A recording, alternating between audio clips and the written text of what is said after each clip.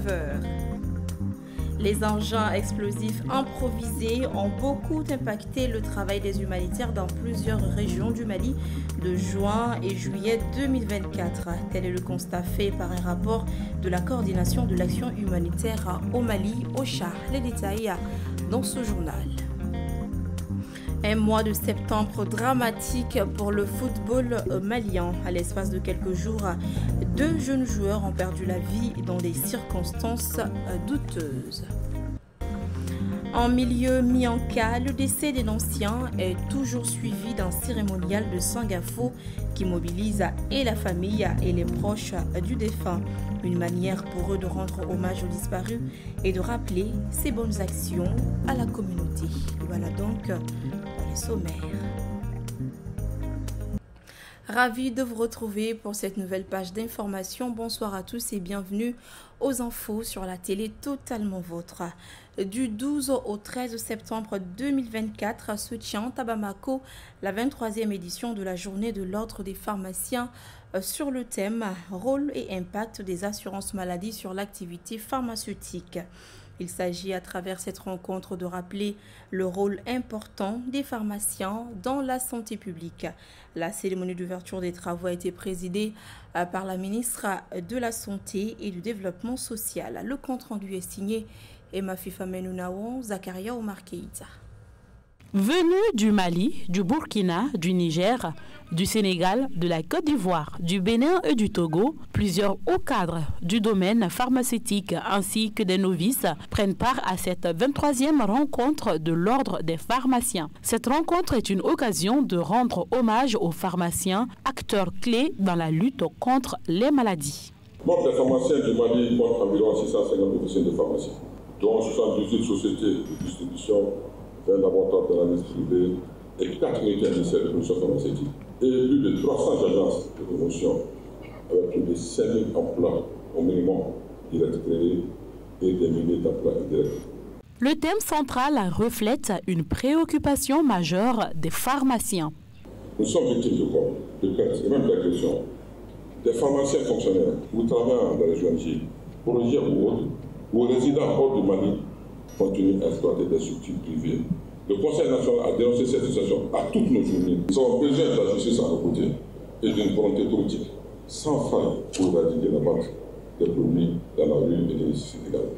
La ministre de la Santé se réjouit de cette rencontre et profite de l'occasion pour saluer l'engagement des pharmaciens dans la chaîne de distribution des soins. J'attendrai de vous des propositions d'abrogation de licence de tous les pharmaciens qui se trouvent dans cette situation de double emploi, hypothéquant ainsi la carrière des plus jeunes. Ce que vous avez dit ici a été entendu. Nous avons pris acte et ensemble nous œuvrerons pour faire ce qu'il y a de meilleur pour nos populations. À noter que les participants venus des 7 pays de l'Afrique de l'Ouest échangeront sur 3 sous-thèmes et feront des recommandations pour une meilleure avancée de la profession de pharmacien. Les humanitaires tirent la sonnette d'alarme contre les mines antipersonnelles au Mali. La pose des engins explosifs improvisés a beaucoup impacté le travail des humanitaires dans les régions de Ségou et de Kidal au cours de la période de juin et de juillet 2024. C'est ce que relève en tout cas un rapport de la coordination de l'action humanitaire au Mali, OCHA, une agence onusienne, publié le 9 septembre 2024. Les détails avec Assiton Diallo. Selon le document de l'OCHA, en juin et juillet 2024, le Mali a connu 84 incidents de contrainte d'accès à l'aide humanitaire. Après une baisse du nombre d'engins explosifs improvisés rapportés au mois de juin, du 32 en mai au 20 en juin, le nombre a atteint 33 au mois de juillet et la plupart des incidents EEI se sont produits dans les régions de Ségou et de Kidal, qui ont également connu une recrudescence des hostilités. Aussi, l'accès à Kidal a été particulièrement difficile, la présence humanitaire étant principalement limitée à la ville centrale. Par ailleurs, rapporte OCHA, l'interruption des activités humanitaires et la persistance de la criminalité, y compris les cambriolages des locaux humanitaires et des sites de déplacés, ont contribué à restreindre l'accès des bénéficiaires à l'aide humanitaire. Selon le rapport, Les restrictions de mouvement ont également entravé l'accès à l'aide humanitaire. Du 4 au 7 juillet, plusieurs acteurs humanitaires ont suspendu leurs activités dans les régions de Tombouctou et de Taoudéni après avoir reçu des injonctions en ce sens. D'abord pour 10 jours, mais levées 4 jours plus tard. De même, dans la région de Mopti, les sources locales ont rapporté que la restriction de la circulation des civils à Mayel-Bo-Ourgou et Eugem, y compris l'accès aux foires et aux activités agricoles, sont limités, ainsi que l'accès de la population à l'assistance humanitaire. Outre les restrictions physiques, 4 antennes et réseaux téléphoniques ont été sabotées dans les régions de Gao, Ségou et Sikasso, affectant les interventions humanitaires en faveur de transferts monétaires dans certaines localités de la région de Gao. Aussi, avec le début des pluies en juillet, les inondations ont aggravé la situation, de nombreuses routes étant devenues impraticables, déplore l'OCHA. Par ailleurs, suite au communiqué de l'autorité de protection des données à caractère personnel dénonçant des violations flagrantes de la réglementation en vigueur, la Maison de la Presse a organisé ce jeudi 12 septembre 2024 une réunion avec le comité de pilotage, les experts et les organisations professionnelles des médias. Objectif, saluer cette initiative de l'autorité de protection des données à caractère personnel qui renforce l'intégrité du journalisme. Aminata Bachokone, Montala Ouattara. Aujourd'hui, le Mali connaît 2 terrorismes. Un terrorisme djihadiste et un terrorisme médiatique. Face à une presse électronique non encore régulée, la Maison de la Presse et les associations professionnelles ont exprimé leur soutien au communiqué numéro 2024-04/APDP du 5 septembre 2024 de l'autorité de protection des données à caractère personnel. Ce communiqué, qui met en lumière les violations flagrantes des lois en vigueur, est perçu comme un pas en avant dans la régulation du cyberespace. Il vise à préserver l'intégrité du métier du journalisme, aujourd'hui de plus en plus exposé aux dérives numériques. Aujourd'hui, la réunion consiste à rendre un hommage à l'APDP, soutenir son action et lui dire que nous sommes prêts à jouer tout notre rôle dans l'assainissement de l'espace médiatique malien pour que vive cette presse digne et plurielle. Pour ce faire, nous nous adressons aux hommes politiques qui ont trouvé comme espace d'expression les médias sociaux qui n'ont aucune existence légale, je dis bien, aucune existence légale. Nous mettons en garde ces opérateurs économiques qui les financent à visage découvert d'arrêter désormais.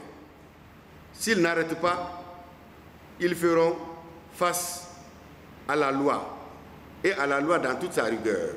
Au-delà du communiqué de l'APDP, la réunion a également évoqué des autres sujets. Le retour de Bassidi Touré qui avait renoncé à son statut de journaliste et le soutien aux initiatives de l'Union des jeunes reporters du Mali. Le Pari mutuel urbain du Mali, PMU Mali, a remis ce mercredi 11 septembre 2024 3 camionnettes à la mairie du district de Bamako. L'objectif de cette donation est de faciliter à la délégation spéciale la collecte et le transport des déchets vers les dépôts de transit. Maïmouna Ouedraogo, Zakaria Omar Keita, compte rendu.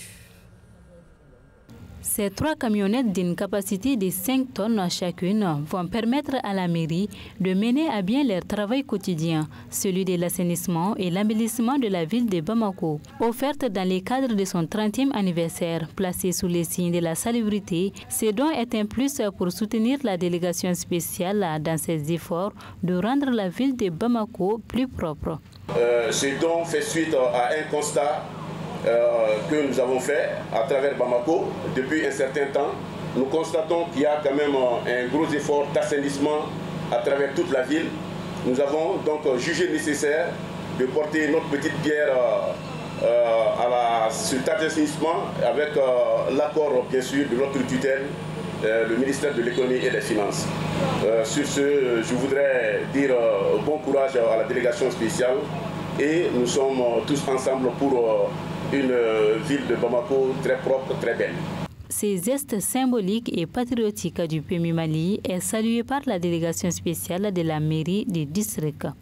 Ces 3 camions seront d'autant plus utiles que le transport des déchets solides vers les dépôts de transit constitue un maillon essentiel de la chaîne du processus d'assainissement de la DSUVA. Permettez-moi en cette heureuse circonstance de remercier chaleureusement les hauts responsables qui ont fait preuve d'empathie et d'esprit patriotique en prenant l'initiative de soutenir et accompagner la délégation spéciale.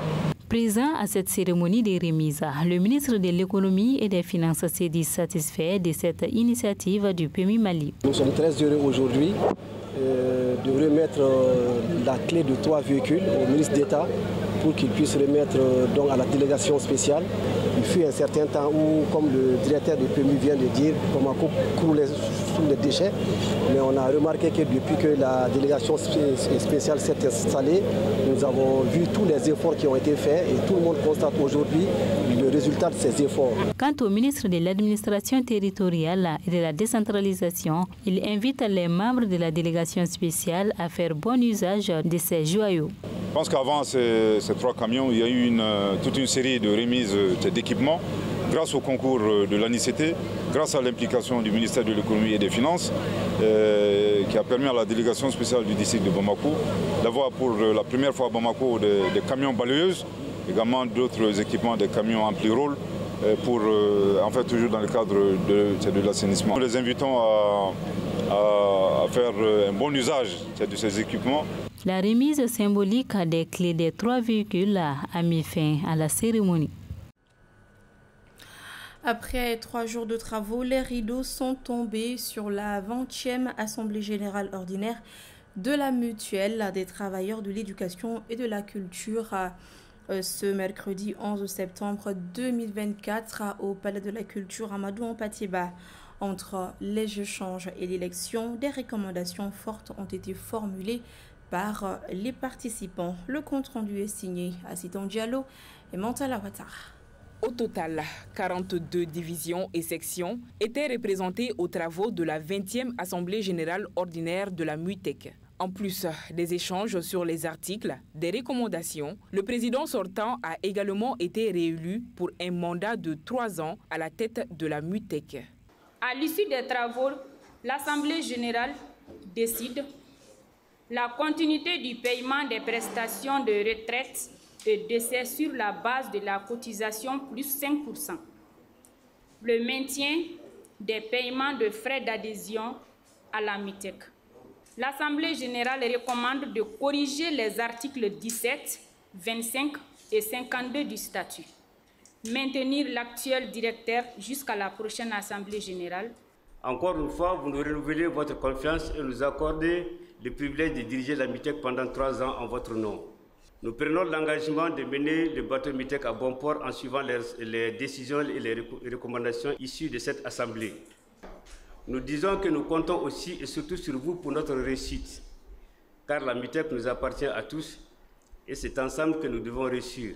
Le ministère de la Santé et du Développement social, à travers son représentant, a félicité les différents délégués pour l'efficacité des travaux. Je profite de cette occasion pour féliciter le président de la confiance qui vient d'être renouvelé et lui dire que c'est l'expression de l'engagement et de la volonté des mutualistes à lui accompagner toujours dans le cadre de la réalisation des projets qui ont déjà commencé.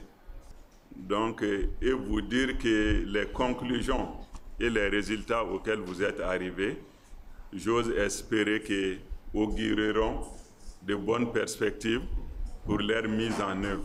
Débuté le lundi 9 septembre 2024, ont pris fin ce mercredi les travaux de la 20e Assemblée générale ordinaire de la Mutuelle des travailleurs de l'éducation et de la culture. Dans le cadre de la coopération entre le Mali et la Russie, une délégation de l'Association des promotrices d'écoles privées du Mali, conduite par sa présidente Nana Khadija Koné, est en Russie pour une visite de travail.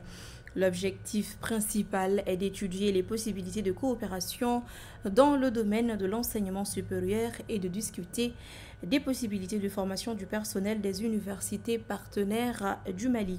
La première journée a été marquée par la visite guidée des différents départements de l'université d'État de Sud-Ouest de Kursk et la rencontre avec les étudiants africains de cette université. Awassanogo, Ibrahim Daou, depuis Kursk, nous font le point. Pour cette première journée de visite, les promotrices d'écoles privées du Mali, accompagnées par les dirigeants de l'Université d'État du Sud-Ouest de Kursk, ont visité les différents départements de cette université dont le laboratoire, le campus universitaire. Et les promotrices d'écoles privées du Mali ont été impressionnées par ce qu'elles ont vu. On dit bravo aux chercheurs et aux grands étudiants qui sont là. Et surtout des appareils qui permettent à vraiment éliminer cette maladie cancéreuse qui affolie les patients et les patientes. Donc si on a des chercheurs et des étudiants qui ont leur thèse par rapport à cet instrument qui pour détruire les cellules cancéreuses, on dit bravo. Et on souhaite que ça s'élargisse au niveau de l'Afrique, plus particulièrement le Mali. Chez nous au Mali, nous aimerions avoir des robots, nous aimerions avoir des appareils comme cela pour le développement non seulement de la santé chez nous, même pour l'agriculture. Nous avons vu des robots qui désinfectent, nous avons vu des robots qui tuent les adventistes, nous avons vu des robots qui travaillent à la place de l'homme. Après les visites, place maintenant à la rencontre avec les étudiants africains, plus précisément ceux du Mali, pour échanger sur leurs conditions de vie et d'apprentissage dans cette université de Russie. Nous sommes vraiment rassurés, même fiers des conditions d'accueil, d'études de ces enfants-là. Donc nous demandons aux parents, surtout les parents d'Afrique, de ne pas hésiter à envoyer les enfants ici. Parce que nous avons vu de nos propres yeux les structures, l'administration, les conditions d'études, les expériences. Donc il y a de l'espoir. Les étudiants africains ont remercié la délégation pour ces moments d'échange et profité de l'occasion pour faire quelques doléances auprès des responsables de l'Université d'État Sud-Ouest de Kursk. Les mots me manquent vraiment pour dire merci vraiment à ces moments, à nos mères qui ont quitté, qui ont fait un long voyage. C'est pas moins de 5000 km, c'est loin, assez loin.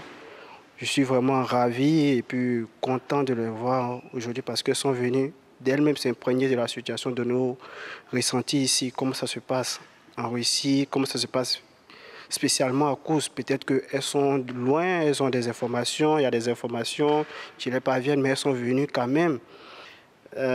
Tout se passe bien à part le stage et la pratique. Parce que bon, on fait beaucoup de théorie, mais il n'y a pas beaucoup de pratique. Or, sans la pratique, vraiment, la théorie ne sert à rien. Donc, c'est ce petit hic-là qui reste à revoir. Sinon, tout se passe bien. En tout cas, les professeurs sont là. Tu les approches, ils sont ouverts, ils sont accessibles. On est là vraiment, ils se soucient bien de nos parcours d'apprentissage. Donc, et surtout, ils nous conseillent beaucoup de discipline. Et nous aussi, les étudiants, bon, on fait nos efforts pour atteindre nos objectifs. A signalé que les travaux de la délégation se poursuivront jusqu'au vendredi.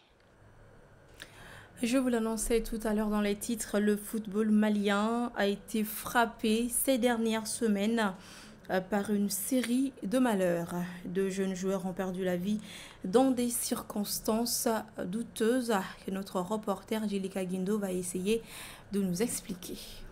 En effet, le football malien vit des moments difficiles. Cette fois-ci, c'est pas sur le terrain, même si les derniers résultats de l'équipe nationale de football dans les éliminatoires de la prochaine Coupe d'Afrique des Nations sont mitigeux, avec un match nul à domicile et une victoire à l'extérieur contre les équipes modestes. Il s'agit de véritables drames qui a touché les jeunes footballeurs maliens. Porté disparu le jeudi 5 septembre 2024, le corps sans vie du jeune footballeur Fodé Keita a été retrouvé le samedi 7 septembre dernier à Sirakoro par les sapeurs-pompiers. Plusieurs suspects ont déjà été arrêtés pour des besoins d'enquête sur ce drame devenu viral sur les réseaux sociaux. On parle de plus de 10 personnes qui ont été attendues hier mercredi 11 septembre par le procureur du tribunal de grande instance de la commune 5. Dans la même journée de ce mercredi 11 septembre, on a appris également la mort brutale de Malik Touré dit Arabou, l'ancien joueur du Djoliba assez passé par l'Algérie, la Tunisie et l'Égypte, qui s'est même entraîné hier matin et mort dans l'après-midi d'une crise cardiaque, a-t-on appris. Rappelons que Malik Touré est médaillé de bronze à la Coupe du Monde U20 de 2015 avec les Aiglons du Mali. La même génération que Falaye Sako, Amidou Traoré Dou, Djadji Samasekou, Dieudonné Baklé, Djigui Diarra. Décidément, c'est trop chaud actuellement sur les amoureux du ballon rond au Mali. Tchénion Dawa, chef de village de Somasso, décédé à l'âge de 86 ans le mercredi dernier, a été inhumé le jeudi 5 septembre 2024. Et comme l'exige la tradition, après l'enterrement, le cérémonial de Sangafo a été organisé par les habitants pour lui rendre un dernier hommage digne de son statut et de son âge.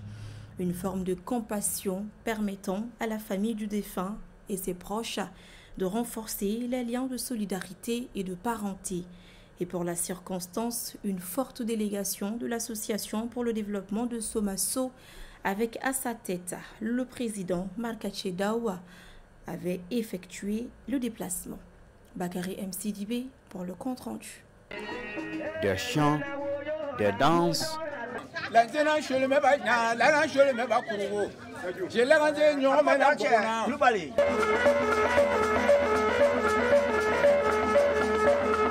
la contribution des proches en nature comme en espèces, des imitations du défunt par ses petits-fils,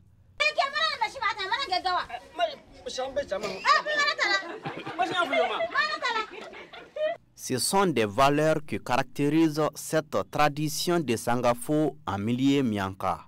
Elle intervient quelques jours après l'enterrement d'une personne âgée. Les gens, après l'enterrement, ils retournent dans leur village. Et le jour des choses, de la cérémonie, ils reviennent. Le mari de chaque femme mariée vient avec quelque chose, minime soit-il. Ils viennent donner ça à la famille défunte pour qu'ils puissent s'aider à organiser la cérémonie. En retour, la famille aussi donne proportionnellement à ce que la personne a amené un petit cadeau, soit en bonbon, en cola. Dans la peau de leur grand-père, cette tradition est une scène d'expression pour les petits-fils, de rappeler l'importance de la personne décédée, ses bienfaits dans la société qui peuvent servir de leçon pour ses successeurs.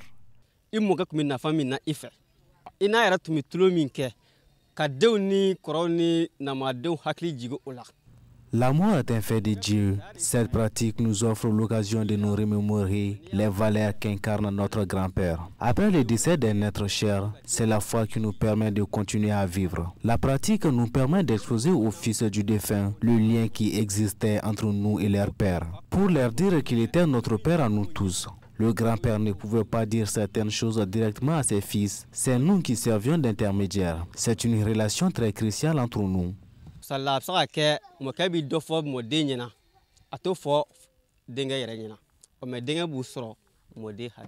La participation massive des belles familles à cette cérémonie Sangafo vise non seulement à renforcer les liens de parenté, mais aussi la solidarité entre les communautés. La famille ne peut pas faire face à cette dépense seule. Donc, on vient en aide à la famille défunte. Ce sont des parents qui vont arriver. Parce que tu as ta fille mariée quelque part. Quand la personne apprend le décès, le mari est obligé de venir pour compatir à votre douleur. Il vient avec quelque chose. Il sait que quand il vient, il va manger, il va boire. Donc il vient avec quelque chose, non seulement pour vous aider à supporter les autres qui viennent d'autres villages, mais lui-même il fait partie, parce qu'il va manger, il va boire. Feu Tchenyondao, chef de village de Somaso, était un homme de culture, un grand gardien de la tradition et artisan de la paix. Depuis que le pouvoir lui avait été délégué, il a su tenir haut le flambeau avec un sens élevé du partage. C'est pourquoi l'Association pour le développement de Somaso, à travers son président Markache Daou, rend un vibrant hommage à l'homme. Nous le faisons également au nom de l'ensemble de nos amis qui ont eu l'occasion de venir soit à des occasions officielles ou en tout cas à des occasions de fêtes traditionnelles de notre village, le Belanintougou. Parmi ces personnalités, je voudrais citer le ministre Ousmane Kone, le ministre Professeur Samba Ousmane Sow, le ministre Modibo Kone, le ministre Madame la ministre Aïdambo et également le ministre Brema Kamena. Donc voilà des personnalités qui ont foulé le sol de Somaso et qui tous peuvent témoigner de ces qualités que je viens de citer, dont je viens de parler de Tchegnon, de Feu Tchegnon. Je pense qu'en leur nom, je voudrais vraiment demander un repos éternel de son âme. Et également prier pour que tout ce qu'il a entrepris pour le village puisse continuer en bien et les peines qu'il a rencontrées puissent en tout cas être reconverties en actions concrètes de développement pour notre village. Successeur de Fatouman Daou et 14e chef de village comme gardien du vestibule, Tchegnon Daou est décédé à l'âge de 86 ans après avoir passé 2 ans et demi à la tête du village de Somaso. Au nom de l'Association pour le développement de Somaso, le président Markache Daou a invité les successeurs à préserver les héritages du défunt tout en rassurant leur accompagnement pour les avancées déjà engrangées dans le sens du développement.